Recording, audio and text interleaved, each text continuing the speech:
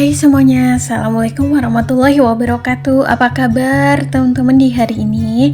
Selamat hari Kamis ya. Memasuki pertengahan bulan Desember. Teman-teman, ini tuh aku lagi di Indomaret, belanja lagi gitu ya. Gak sengaja nih, suami aku tuh kopinya habis, terus dia tantrum karena gak ada kopi di rumah, minta beli kopi. Oke lah, jadi sekalian aja beli minyak goreng karena minyak goreng di rumahku tuh tinggal sekali pakai gitu ya, habis. Jadinya yang belinya juga seperlunya aja sih, nggak banyak-banyak. Ada nyempil mie instan juga. Nah, ini aku udah di rumah, jadi belanjaan aku sedikit. Yang pertama kali aku beli minyak goreng 1 liter, berhubung lagi mahal juga. Ini harganya 19.200 apa ya kalau nggak salah. Struknya tuh nggak tahu kemana. Terus tadi tuh ada beli gula pasir, nggak ke record ya, karena ini udah di kasir. Kata mbak kasirnya, mbak ada potongan gula pasir 1.500, mau diambil apa enggak. Jadinya udahlah aku beli sekalian. Jadi yang tadinya harganya 17,5, jadi aku bayar cuma 16.000 ya. Lumayan, karena sekarang bahan pokok lagi naik. Terus untuk mie instan tuh harganya Rp3.000, kalau mie gorengnya 3.100. Terus ini kopinya satu renteng aja atau satu pak, udah kepake dari semalam, tinggal beberapa pieces. Nah, ini tuh surprisingly dapat gratisan susu bayi, katanya tuh ada hadiah member gitu. Jadi itu mbak kasirnya udah CS banget gitu ya sama aku. Terus pas buka member, mbak ini ada gratis hadiah susu bayi, mau nggak? Terus ya udahlah ya, namanya juga nggak bayar, juga mau aja. Jadi nanti kalau ada yang butuh ya udah nggak apa-apa, misalnya ada saudara atau keponakan main ke rumah gitu. Kalaupun lagi nggak ada ya udah kita minum sendiri. Karena katanya tuh susu bayi gitu ya mengandung banyak nutrisi, jadinya nggak apa-apa kalau dikonsumsi orang dewasa juga. Nah teman-teman, jadi belanjaanku malam ini, hari ini maksudnya adalah Rp54.000. Udah sih gitu aja, karena ini juga dibelanjainnya tuh sesuai kebutuhan banget. Dan setelah itu kita lanjut refill ya. Maksudnya aku refill di sini tuh minyak gorengnya tinggal dikit banget ya. Oh ya teman-teman, menyambut pergantian tahun, mudah-mudahan nanti di 2025 keuangan kita semakin baik ya. Meskipun mungkin ada beberapa orang di sini yang penghasilannya masih minim dan kecil seperti aku, tapi mudah-mudahan kita bisa mengatur keuangan kita dengan baik supaya tidak over budget, supaya cukup gitu ya. Dan di sini aku akan pengen banget bahas tema mengenai hidup minimalis, terutama keuangan ya. Dan tema yang akan aku bahas adalah jangan bawa 5 kebiasaan buruk ini kalau kamu pengen keuangan kamu di tahun baru nanti itu tidak boncos, tidak boros, dan tidak over budget. Jadi apa aja sih 5 kebiasaan buruk yang harus kita tinggalin nih di tahun ini, jangan bawa ke tahun baru nanti. Yang pertama adalah kebiasaan tergoda tren. Nah biasanya ini dalam hal berbelanja ya, baik belanja kebutuhan rumah tangga, baik belanja perabotan rumah, belanja make up, skincare, dan lain-lain. Karena banyak sekali di era digital ini pemasaran maupun marketing barang-barang itu ditawarkan secara online, secara bisa diakses kapan saja dan dimanapun. Karena aku yakin setiap orang itu pasti punya gadget yang bisa mengakses itu semua. Bahkan yang tidak niat buka marketplace atau aplikasi perbelanjaan pun tetap bisa merasakan pemasaran tersebut, karena biasanya itu iklan-iklan ditawarkan dalam berbagai sosial media ya. Bahkan dalam misalnya kita buka atau klik nonton video apapun, kadang-kadang ada iklannya. Nah, kebiasaan untuk tidak tergiur atau tergoda tren tersebut akan membuat keuangan kita jauh lebih hemat, karena sebenarnya kita bisa memakai uang kita dengan semestinya, di mana uang tersebut bisa kita alokasikan sesuai dengan kebutuhan yang kita butuhin pada saat itu. Jadi biasanya orang-orang yang sering tergoda tren itu adalah orang-orang yang berbelanja nggak membutuhkan barang tersebut, tapi karena ingin, atau karena idolanya memakai barang tersebut, akhirnya jadi pengen memiliki barang itu juga meskipun nggak butuh. Kebiasaan yang kedua yang sering bikin keuangan kita boros dan harus kita tinggalin, jangan sampai dibawa ke tahun depan, adalah kebiasaan membeli atau berbelanja barang secara kredit. Jadi kayak beli sekarang bayarnya nanti. Yang namanya kredit ini tidak hanya difasilitasi oleh lembaga perbankan ya, namun juga sekarang banyak sekali kartu kredit online seperti PayLater yang bisa diakses dengan mudah, yang bisa dipakai siapa aja gitu ya. Nah, kebiasaan ini juga bikin keuangan kita tidak sehat, terutama menjadi boros. Kadang-kadang banyak sekali orang-orang yang mengeluh bahwa keuangannya itu tidak cukup karena penghasilannya kecil. Padahal sebenarnya butuh pengelolaan dan kedewasaan secara lebih serta kebijakan dari diri kita sendiri untuk tidak memakai fasilitas yang ada di zaman sekarang yang dirasa belum mampu kita pakai ya.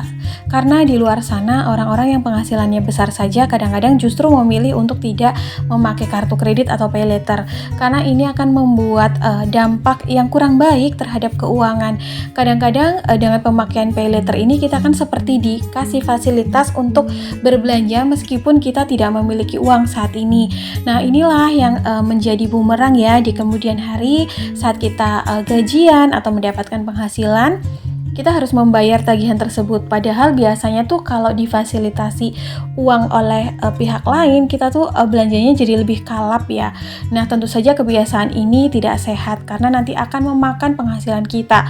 Belum lagi bunga yang harus dibayarkan karena setiap lembaga keuangan dalam meminjamkan uangnya pasti akan memberikan bunga juga yang harus kita bayar. Jadi mulai sekarang mudah-mudahan kita bisa meninggalkan kebiasaan itu ya. Jadi nanti di tahun baru bisa mengelola keuangannya dengan lebih aware, dengan lebih mindful gitu. Jadi lebih tenang, berkesadaran.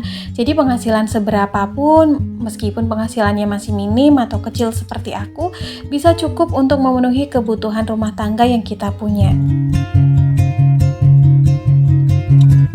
Lalu kebiasaan yang ketiga yang sering bikin keuangan kita boros dan jangan dibawa di tahun depan adalah kebiasaan belanja yang hanya berlandaskan keinginan atau emosi sesaat. Contohnya nih, melihat barang ini entah di toko ataupun di media sosial, kok rasanya cakep banget, cantik banget, pengen beli, kayaknya tuh bagus gitu kalau dipajang di rumah. Atau misalnya lihat baju ini atau barang itu, kayaknya tuh pengen banget memiliki itu, padahal sebenarnya kita nggak butuh-butuh amat, masih ada barang lama yang masih bisa dipakai.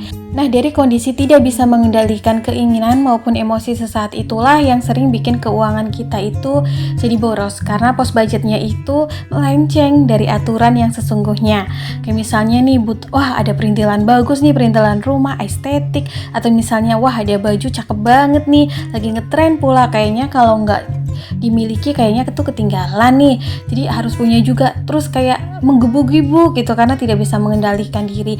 Padahal sebenarnya supaya kita bisa meninggalkan kebiasaan ini, kalau memang kita nggak butuh-butuh amat tapi kita tertarik dengan barang tersebut adalah dengan cara memberikan waktu tunda ya. Dirasa-rasa kalau misalnya nih beberapa hari kita diamkan terus kita udah nggak kepikiran lagi, sebenarnya itu kita nggak butuh, kecuali dalam beberapa hari itu kita tetap pengen atau misalnya memang ini dibutuhkan, kalau nggak dibeli itu akan bermasalah ke hidup kita. Nah, itu baru yang namanya kebutuhan ya. Jadi kalau kita terus pelihara kebiasaan belanja hanya dengan emosi atau keinginan sesaat, ini akan menjadi kebiasaan yang berdampak buruk buat keuangan kita ke depannya. Karena biasanya setelah barang ini kebeli, itu kalau udah di tangan kita udah jadi biasa aja gitu. Karena ya itu tadi yang namanya keinginan, emosi sesaat, nafsu gitu ya. Jadi harus benar-benar dipikirin dengan matang, apalagi khususnya untuk penghasilan kecil atau minim seperti aku. Kadang-kadang tuh kita mesti evaluasi diri gitu ya, kalau membeli sesuatu apakah benar barang-barang ini kita butuh, apakah memang di rumah udah rusak barangnya atau udah nggak bisa dipakai, atau memang benar-benar harus dibeli saat itu juga gitu. Jadinya nanti tuh akan menjadi kebiasaan yang baik ke depannya dengan disiplin mengelola keinginan yang ada. Lalu kebiasaan yang keempat adalah dengan kebiasaan menabung dari sisa-sisa anggaran rumah tangga atau sisa-sisa keuangan yang kita miliki. Seperti yang sering aku bahas bahwa yang namanya tabungan, sekecil apapun penghasilan kita harus tetap memiliki tabungan, berapapun persentasenya harus disisihkan di awal ya teman-teman, karena yang namanya menabung itu sama saja dengan membayar diri kita untuk kebutuhan kita di masa mendatang. Karena kalau tidak dengan tabungan, lalu siapa lagi yang akan menolong kita saat kita memiliki kebutuhan yang mendesak suatu saat nanti. Nah, dari kondisi inilah seyogyanya sebaiknya kita memiliki tabungan dengan menyisihkan sebagian atau seberapapun persentase dari penghasilan kita untuk ditabung di awal atau disisihkan di awal secara wajib ya. Jangan sampai kita tuh mikirnya menabung dari sisa-sisa anggaran, karena tidak setiap bulan atau tidak setiap saat itu keuangan kita ada sisanya. Kadang-kadang banyak pengeluaran lebih nih pada bulan ini, atau kadang-kadang saat kita lagi gabut, saat kita pengen healing, pengen belanja, pengen beli ini itu, atau kebutuhannya lagi bengkak, kan nggak ada sisa anggarannya. Jadi mulai sekarang nih untuk tahun depan, insya Allah mudah-mudahan kita bisa ya menyisihkan sebagian dari penghasilan kita untuk ditabung pada saat pertama kali kita terima gaji. Terserah, tergantung gajiannya awal bulan, tengah bulan, atau akhir bulan. Yang penting pada saat kita menerima penghasilan kita harus sisihkan sebagian. Aku pun di sini berhubung penghasilan aku masih kecil, jadi persentase yang aku tabungin tuh masih kecil di awal saat aku menerima gaji, yaitu 10% dari penghasilan aku. Idealnya menabung sebenarnya itu antara 30%-an gitu ya, tapi karena memang berhubung antara kebutuhan dan penghasilan aku belum bisa lebih nih menyisihkannya, jadi nggak apa-apa 10% pun tetap aku usahakan, yang penting konsisten dan disiplin. Lalu kebiasaan yang kelima yang sering bikin keuangan kita boros dan jangan sampai kita bawa ke tahun depan adalah kebiasaan menggampangkan sesuatu tanpa perhitungan yang matang. Contohnya nih, orang hidup kadang-kadang kan ada aja masalah yang membuat kita banyak pikiran atau membuat kita stres, menjadi gabut, nggak mood gitu ya teman-teman. Nah, hidup minimalis kadang-kadang tuh memberikan efek healing terhadap diri kita sendiri, sehingga kita bisa menyembuhkan rasa stres yang kita miliki dengan hal-hal sederhana. Karena kadang-kadang penyakit zaman sekarang itu terutama di era Gen Z ini kan mental illness ya, dimana sedikit-sedikit tuh kayak kena mental, sedikit-sedikit tuh obatnya healing, sedikit-sedikit tuh obatnya liburan.